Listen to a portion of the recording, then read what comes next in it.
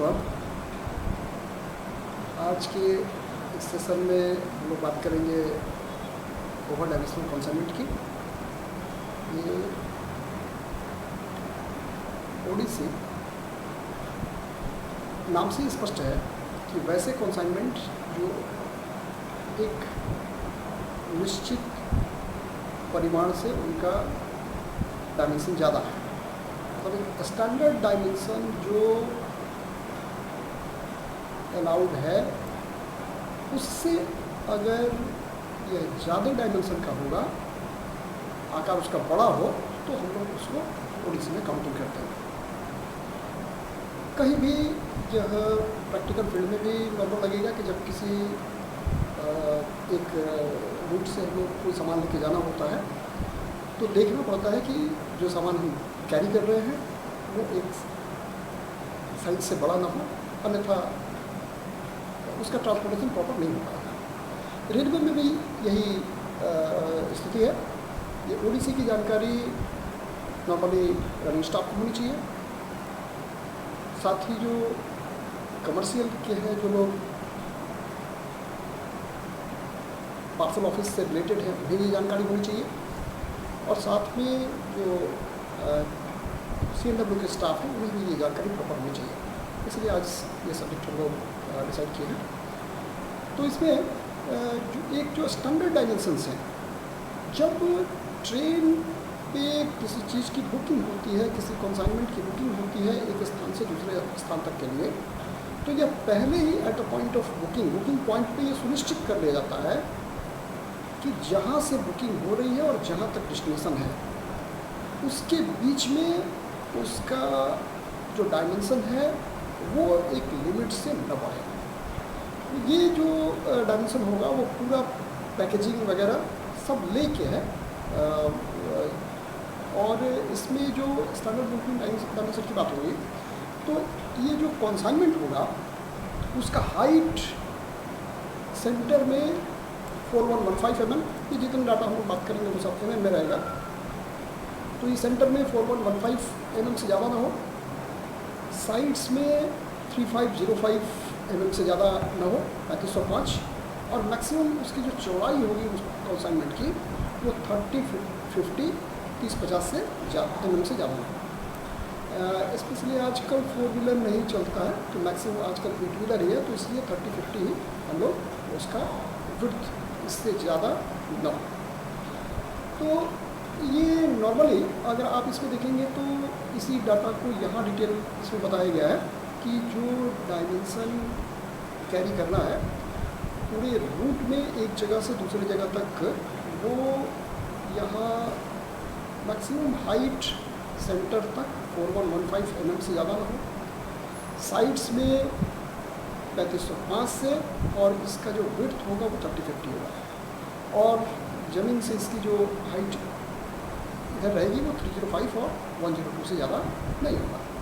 तो ऐसे कंसाइनमेंट को बेसिकली इसमें दो बातें हैं कि जब एक ट्रेन जहाँ फिक्स रहेगा, जहाँ खड़ी रहेगी, गाड़ी खड़ी रहेगी, वहाँ से जो इसके जो वेरिएशंस होंगे, उसका जो क्लियरेंस होगा, असल में ये क्लियरेंस की बात इसलिए आती है कि जहाँ भी कोई ऐसी व्यवस्था, स्पेशली जहाँ टनल वगैरह होता है, उस टनल के कुछ पहले ही स्टेशन पे एक स्टैंडर्ड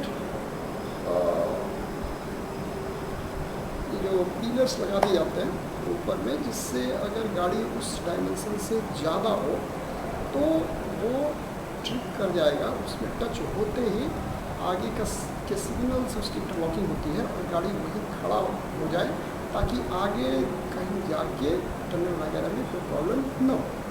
तो अगर उससे क्लियरेंस की जो बात होती है वो अलग अलग कंसाइनमेंट में अलग अलग हो सकेगा, और इस क्लियरेंस के आधार पे ही हम लोग ओडीसी को क्लासीफाई करते हैं, जैसे A class ODC, B class ODC या फिर C क्लास ओडीसी। ये जो क्लासिफिकेशन हम लोग करते हैं 3 तरीके का, इसमें हम लोग एज पर क्लियरेंस दो बातें, अगर गाड़ी खड़ी है उस समय जो उसका क्लियरेंस होगा उसको हम लोग क्रॉस क्लियरेंस कहते हैं, और जब गाड़ी रनिंग कंडीशन में होगा, चलती हुई ट्रेन में जो ड्यू टू वाइब्रेशन और मूवमेंट की क्लियरेंस और घट जाता है, और उस दौरान रनिंग कंडीशन की क्लियरेंस को हम लोग नेट क्लियरेंस कहते हैं। तो बेसिकली जो वैसे कंसाइनमेंट जिनका क्लियरेंस 9 इंच है, ग्रॉस क्लियरेंस, उसको ए क्लास में रखते हैं, और नेट क्लियरेंस इसका 6 इंच है। इसी तरीके से जो बी क्लास ओडीसी है उसमें ग्रॉस क्लियरेंस 6 इंच और नेट क्लियरेंस 3 इंच तक है। सी क्लास का जो ओडीसी है उसमें ग्रॉस क्लियरेंस 4 इंच और नेट क्लियरेंस 1 इंच रखा गया है। इस क्लियरेंस इसके चलते नॉर्मली जो ए क्लास है और बी क्लास जो ओडीसी है इसमें कोई प्रॉब्लम नहीं है, ये डे नाइट दोनों चलते हैं। लेकिन ध्यान देंगे कि जो सी क्लास ओडीसी है वो केवल दिन के समय में ही अलाउड है, ये रात को इसका मूवमेंट नहीं हो सकेगा। और सी क्लास ओडीसी जब कोई ऐसा कंसाइनमेंट की जब बुकिंग होती है तो इसका नॉर्मली बुकिंग नहीं होगा। उसका जोनल लेवल पे अभी हम लोग देखेंगे कौन कौन से अथॉरिटीज़ हैं, इससे सीआरएस से सैंक्शन लेना पड़ता है, सीआरएस से परमिशन लेनी पड़ती है। तो जोनल लेवल पे पहले ये परमिशन लेके तभी इसकी बुकिंग होगी सी क्लास की ओडीसी की। तो इसमें जो हम लोग स्पीड की बात पहले कर लें कि जो मैक्सिमम स्पीड होगी ए क्लास की सेक्शनल स्पीड है, क्योंकि क्लियरेंस इसमें ज़्यादा है 9 और 6 इंच का। बी क्लास ओडीसी में मैक्सिमम स्पीड जो होगा 40 kmph होगा, और जहाँ यार्ड होगा, स्टेशन होगा, कर्वेचर होगा, वहाँ गाड़ी की स्पीड लिमिटेड हो जाएगी, वो अप टू 15 kmph है। ये ध्यान देंगे कि ये दिन और रात की बात नहीं है, ये दोनों ही कंडीशन में, दिन हो चाहे रात, बी क्लास ओडीसी की मैक्सिमम स्पीड 40 kmph होगी। और जब ये लोड किसी स्टेशन से पास होगा या यार्ड से पास होगा, कर्वेचर में जाएगा, तो उस समय इसकी स्पीड लिमिट हो जाएगी up to 15 kmph। In the same manner जब हम लोग सी क्लास ओडीसी की बात करें तो नॉर्मली इसकी स्पीड 25 kmph होगी, और जब ये यार्ड, कर्वेचर वगैरह से पास करेगा तो उस समय इसकी स्पीड 8 kmph तक लिमिटेड रहेगी। स्पेशली जब किसी टनल वगैरह से इस गाड़ी को गुजारना होगा तो उसके पहले गाड़ी को खड़ा कर लिया जाएगा, उसका क्लियरेंस देख लिया जाएगा, और तब फिर धीरे धीरे पायलटिंग करते हुए गाड़ी को टनल से पास कराया जाएगा।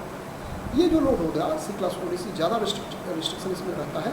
और अगर ये 1 फीट 3 इंच, 3.5 इंच, मतलब लगभग 15.5 इंच से लेकर अगर ये 13.5 इंच, मतलब 1 फीट 1.5 इंच तक का क्लियरेंस रहेगा ओएचई से, मतलब ओएचई से जो इसका डिस्टेंस है वो इसके बीच रहेगा, तो उस समय इलेक्ट्रिकल सेक्शन में गाड़ी की स्पीड 15 kmph से ज़्यादा नहीं होगी। इसी तरीके से अगर ये